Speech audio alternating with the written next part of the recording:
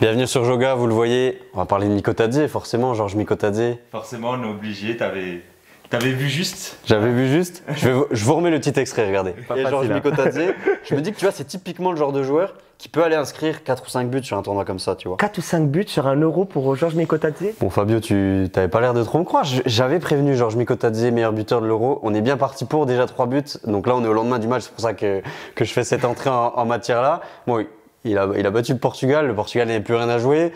Je crois que c'est la première fois que je suis content sur un penalty encaissé par le Portugal, parce que forcément, en tant que supporter du FC Metz, voir Georges Mikotadze briller à l'Euro, moi je l'avais bien senti, déjà 3 buts. Je t'avais dit 4 ou 5, t'étais moyen confiant. Et après t'avais dit 3 sur la phase de groupe, ouais, tu avais cru, j'avais un peu plus de doute, hein, on va être tout à fait franc. Après t'avais aussi annoncé Cristiano Ronaldo meilleur buteur de 7 euros, et ça c'est un peu plus compliqué là-dessus. Elle passe à quelle heure la flamme olympique là, à Metz? 17h je crois. C'est ça, ça change de sujet. On peut pas avoir raison à tous les coups. C'est vrai. Donc là, on va parler de la partie de gauche du tableau, donc de ces huitièmes de finale. On abordera l'équipe de France dans une vidéo à part, parce qu'on aime bien parler de l'équipe de France à part. Je pense que ça vous intéresse davantage. Là-bas ou là-bas, je sais pas. Ou à description. Là-bas.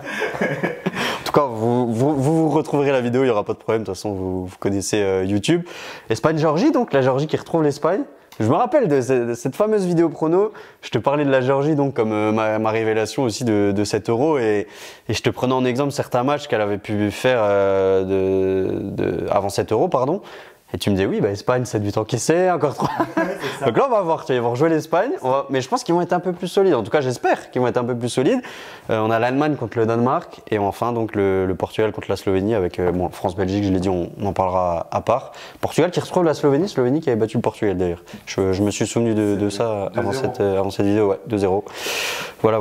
On va parler d'Espagne-Géorgie, c'est vrai. Donc l'Espagne, c'est la seule équipe après la clôturation du groupe du Portugal hier. Clôturation? Je sais pas sûr. On va dire, on va faire comme ça, on n'a rien vu. C'est pas grave, ça passe. Tout ça sous le tapis, hein. C'est ça. Mais en tout cas, effectivement, le dernier match du Portugal hier qui finit pas à 9 points, donc avec cette déconvenue pour eux contre la Géorgie. Et du coup, l'Espagne qui est la seule équipe à 9 points de cette phase de groupe lors de 7 euros. C'est une équipe qui, elle n'était pas beaucoup citée parmi les favorites avant le tournant. On parlait d'Allemagne, Angleterre, France. Même au niveau des cotes, tu avais Allemagne, Angleterre, France. Quatrième, tu avais l'Espagne et juste derrière le Portugal. Je crois que l'Espagne au tout début était à 6,50 ou 7,50 si je ne dis pas de bêtises. Le Portugal était à 8. Mais voilà, elle était vraiment décrochée. Donc c'est vrai qu'elle est arrivée un petit peu en catimini, si je peux dire ça. Ils n'ont pas pris de but, je crois. Hein. Je crois qu'ils ont 0 but. Ils n'ont pas pris de but sur le troisième match. Ça sur la dernière vidéo, ouais, c'est vrai. Ouais, oui. Donc c'est une équipe quand même assez solide. Ils font 1-0 sur leur dernier match avec l'équipe B. Alors, ils sont même permis justement de faire tourner tout leur effectif. Alors, ils ont donné du temps de jeu à tout le monde, hein, sauf les gardiens, mais sinon pour le reste, il y a tout le monde qui a tourné. C'est le gardien a tourné aussi. C'était pas Unai Simon, c'était Reina. Le gardien d'Arsenal, ouais, c'est vrai. Mais je pensais à Pepe Reina, qu'est-ce qu'il me raconte? En fait, je pensais aussi au troisième gardien qui est le seul à pas avoir joué du coup, parce que je crois que tous les autres joueurs de champ sont rentrés. Donc ils ont même eu ce luxe-là de pouvoir faire tourner vraiment dans les grandes lignes leur effectif. Ils arrivent là quand même avec de la confiance parce que leur jeu, ils ont retrouvé ce jeu-là, qui a changé. Ouais, plus de verticalité, on le disait. Plus de verticalité, mais quand même avec une maîtrise technique quand même. Des joueurs qui sont en forme, des joueurs qui sur le tournoi répondent présent. Fabien Ruiz, on en avait déjà beaucoup parlé, qui est en forme. Rodri, qui permet d'avoir cette équipe là et de voir venir. Alvaro Morata qui fait son travail devant. Ils ont les ailiers qui sont virevoltants, donc ils sont partis pour faire de belles choses. Ils sont sur cette partie de gauche, mais tu vois ce que n'a pas su faire l'équipe de France. Si l'équipe de France avait fait le taf et avait fini première de son groupe, elle aurait pu avoir un adversaire plus abordable que la Belgique. Tu vois, Espagne-Géorgie, l'Espagne par favorite sur le papier. C'est clair. Et parmi les gros là de ce côté gauche qu'on a sous les yeux, l'Espagne parmi tous ces gros, pour l'instant, c'est celle qui a le tirage le plus favorable, peut-être avec.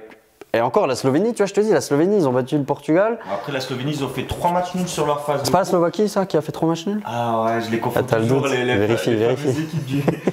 Les fameuses équipes du S. C'est le S. Le Götze. S scandinave, là, je mais après, moi, la Géorgie. Yougoslave. Ouais, y a rien qui va.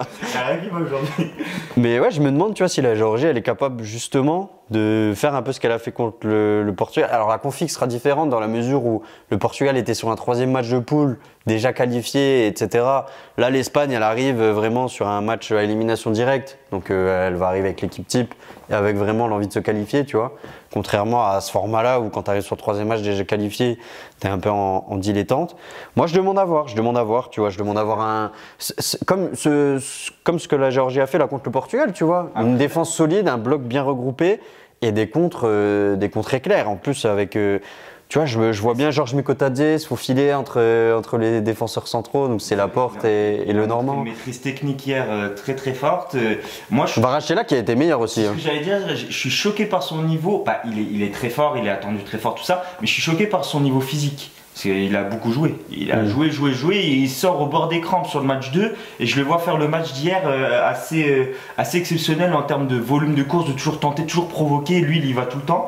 Donc voilà, après il faut rappeler que la Géorgie, elle gagne ce match-là contre l'équipe 2 du Portugal, mais avant ça c'était une défaite et un match nul.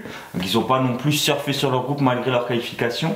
Et ouais, la Slovénie, après vérification, c'est effectivement 3 matchs nuls. Ouais, après l'appel de la VAR, ouais. Mais à coule pas. Voilà, ça m'aurait évité de faire certaines fautes de géographie. Mais effectivement, ouais, Slovénie et Géorgie, c'est peut-être les adversaires les plus sur cette partie de gauche qui sont un peu plus en dessous. Mais maintenant, on rentre sur aussi cette phase-là d'élimination directe. C'est ça qui va être intéressant. Il y aura moins de calculs. Parce que là, c'est ça qui me gêne, moi, avec la troisième journée. Enfin, c'est pas qu'il y a des calculs, c'est que tu es en gestion, quoi. Et là, vraiment, il n'y aura plus tout ça. Beaucoup de matchs nuls, les équipes qui. Beaucoup de 0-0 alors qu'il n'y en avait pas eu avant. Ouais, 0-0, même de 1-1 où tu te satisfais du score parce que tu sais que ça te donne la qualif, ça te donne l'accession à cette troisième place. Regarde l'Angleterre, ils ont fini premier du groupe Ouais, c'est ça. Ils ont fait 1 le troisième match. Ouais. Ils ont fait 2 matchs nuls et une victoire, 5 points, ouais, c'est ça. Donc, ouais, ils se sont permis justement d'être tranquilles, d'attendre et tout ça. Et là, ça va être les phases d'élimination directe. C'est pour ça que ça va être une seconde compétition qui commence. On va avoir hâte de suivre ça. Et sur les favoris, pour toi, tiens, on parlait des codes, de qui était favori avant l'Euro. Là, c'est un peu le débat de cette vidéo-là. Qui sont maintenant les véritables favoris de cette compétition? Maintenant qu'on a le tirage de la phase finale, maintenant qu'on a aussi qu'on connaît les adversaires. Pour toi, c'est qui est favori désormais? Pour moi, voilà, ça va peut-être être des extraits qui vont être samplés avec une faute de ma part, mais pour moi, le vainqueur de cet Euro va venir de la partie de gauche. Même s'il y a forcément une équipe qui va se dissocier sur la partie de droite, ce qu'on va évoquer aussi sur une autre vidéo, qui va réussir forcément à se hisser jusqu'en finale. Pour moi, le vainqueur, il est à gauche et pour moi, ça reste de ce côté-là. Et le cœur parle pour France-Portugal toujours. Voilà, la France. Le vainqueur, il est à gauche. Ouais, elle va avoir ça va être un parcours. Il n'y a rien de politique dans ce que tu me dis là. Non, il n'y a rien de politique. Ouais. On est en période. Ouais, c'est ce week-end. Allez voter aussi. Allez voter, faites du sport et allez voter. Ne te sers pas de ton statut et de ta notoriété pour influer les élections. N'hésitez pas à vous abonner à la chaîne, comme ça on pourra vraiment parler de notoriété. Mais effectivement, voilà, je pense que le leader se trouve toujours à gauche. Et moi, j'ai un placement au cœur de voir cette confrontation potentielle. Voilà, parce qu'il peut y avoir des surprises, on ne sait jamais. Mais en quart de finale, le côté France-Portugal, pour moi, voilà. De toute façon, c'est les 2 quarts de finale qui sont attendus. Hein, on va pas faire semblant. C'est Espagne-Allemagne d'un côté et c'est ce France-Portugal qui, moi, me brise le cœur. C'est pour ça que j'ai mal dormi après le match de l'équipe de France. Quand j'ai vu qu'elle basculait sur ce côté-là, parce que je savais que déjà c'était le Portugal qui avait sa première place déjà acquise, qui se profilait pour le quart de finale. Je suis dégoûté de ce point de vue-là, mais je pense que ouais, l'équipe qui va gagner l'Euro, elle est côté gauche. Ouais. Tu l'as dit, l'Allemagne favorite face au Danemark. Danemark a fait des bonnes choses, je trouve. Mais je trouve qu'ils ont un déficit quand même dans le dernier tiers du terrain, tu vois. Il y a un joueur qui n'a pas répondu présent, c'est Højlund. Attends, c'est pas. Je connais quelqu'un qui m'avait dit que Højlund allait tout casser à l'Euro. Non. Attends. Non, j'ai dit en révélation. C'est vrai que les révélations, elles sont. Toi, tu avais révélation Géorgie. T'as accès plutôt. Mikotadze. Faut rendre à César ce qui appartient à César. Voilà. Là-dessus, tu l'avais dit. Tu me demandes quand tu as besoin d'une info. Les numéros de l'euro million là demain, je sais pas, les résultats des élections. Ouais, si tu pouvais faire ça, ouais, ça serait bien. Mais en tout cas, c'est vrai que j'avais annoncé Højlund et Mainoo parce que le cœur.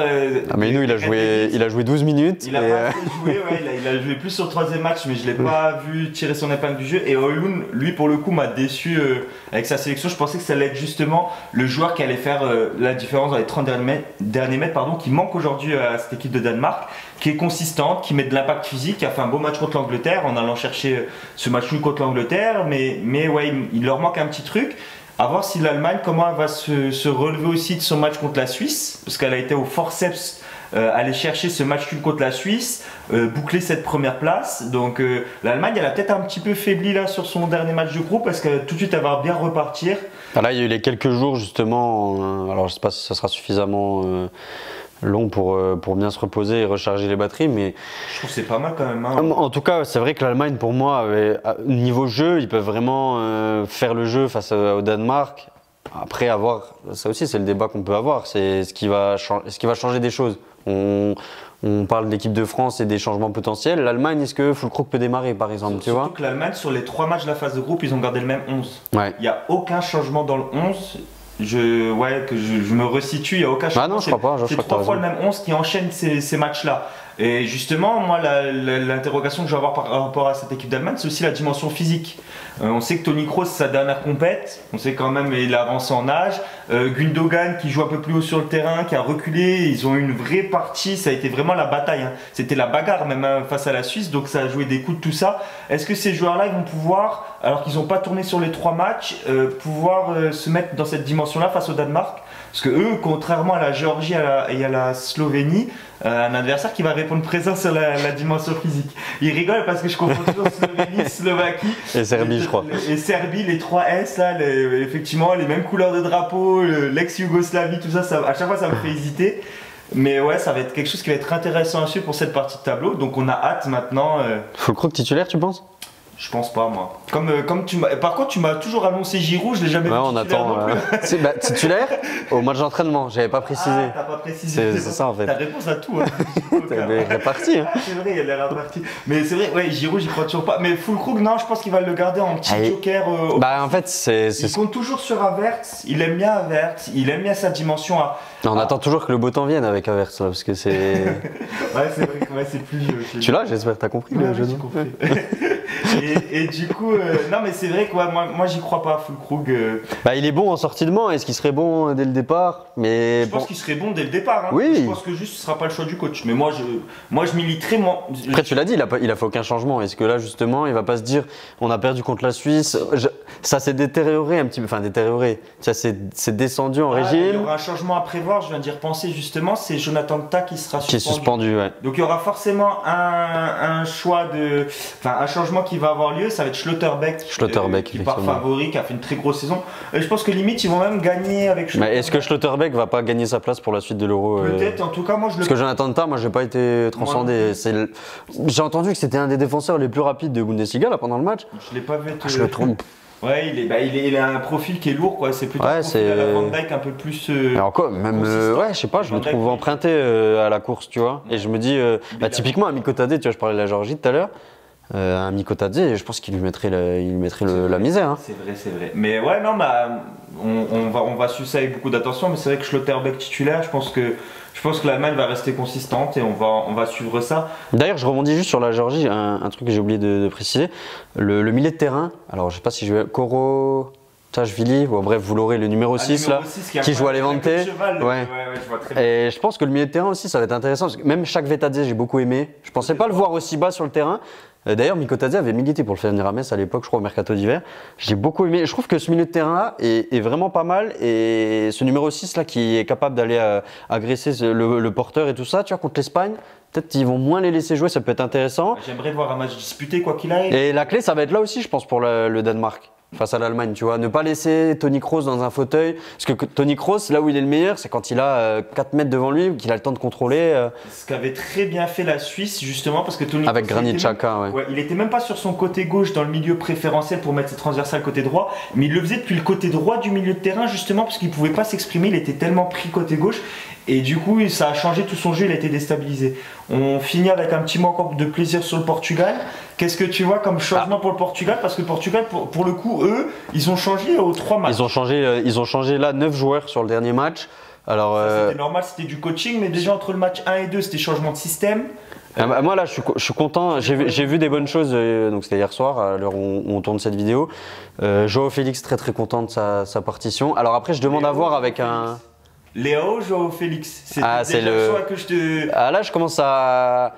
Moi, j'aimais beaucoup Léao pour son profil et parce que je trouvais que Joao Félix jouait la main dans le caleçon en sélection. Là, hier, il m'a fait mentir. Et justement, j'ai trouvé que sur ce qu'il a montré à l'Euro, Léo a joué la main dans le caleçon. Et Joao Félix, hier, il a fait une très bonne première mi-temps. Je l'ai trouvé très remuant. Face à un bloc bas, bah voilà, venir décrocher, être libre. Alors, c'est là où peut-être il va se marcher dessus avec Bruno Fernandes. Peut-être qu'il va falloir davantage rester à gauche. Mais tu vois, il a la balle, il prend la balle, il percute. Il joue pas en trottinant, il joue pas en dilettante, il est pas nonchalant. Il a été vraiment bon dans ce registre-là, dans la combinaison. Et puis techniquement, à un moment, il met un petit pont. J'ai eu mal pour l'adversaire géorgien. Mais ça n'a pas été efficace, parce que le Portugal qui marque pas hier. Parce que ça s'est essoufflé en deuxième mi-temps. Il y a eu les changements. Palinha qui sort encore une fois à la mi-temps. Il y a beaucoup d'alternatives côté portugais, mais justement, c'est pour ça quelle va être la formule finalement. Joao Palinha, s'il n'a pas le couvre-feu à 22h, comme sur les deux matchs qu'il a fait, là, parce qu'il sort à la mi-temps à chaque fois, parce qu'il y a le couvre-feu, je pense. Mais déjà, Palinha, à la récupération, le nombre de ballons qu'il te récupère. Moi, je l'adore, moi, Palinha. Et moi, ce que j'aurais bien aimé voir, c'est Francisco Conceição à droite. Tu sais, j'ai fait l'effort de l'accent là. Mais parce que pour moi, Bernardo, en plus, ça va être, je pense, face à un bloc bas. Bernardo, il n'est pas assez déstabilisant à droite. Attention pour Bernardo, que tu me disais, il n'était jamais décisif sur les. Ouais, il a marqué juste après. Pour une fois, il a marqué. Donc. Je sais plus c'était quand là, cette semaine, je suis allé à la salle avec son maillot. Je suis vraiment un hypocrite de première.